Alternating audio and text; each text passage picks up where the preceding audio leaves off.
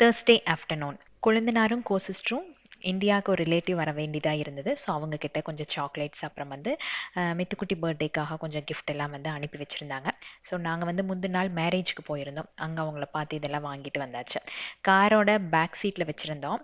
மித்து பின்னாடி போய் படுத்ததோட சரி, கீழே இறங்கி வரும்போது பாதி சாக்லேட்ஸ் காலி.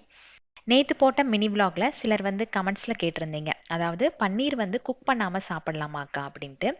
எனக்கு தெரிஞ்சு பார்த்தீங்கன்னா, என்னோட நார்த் இந்தியன் ஃப்ரெண்ட்ஸ் சில பேர் வந்து ஈவினிங் டீ குடிக்கும் போது பன்னீர் ஸ்லைசஸை கடிச்சிட்டு டீ சாப்பிடுவாங்க. அதனால குக் பண்ணாமல் சாப்பிடலாம் தான் நினைக்கிறேங்க. இன்றைக்கி வந்து டிப் ஷேர் பண்ணுறேன். ஒரு பவுலில் வந்து கொஞ்சமாக அரிசி எடுத்துக்கோங்க, பேக்கிங் சோடா, அது கூட டிஷ்வாஷிங் லிக்விட்.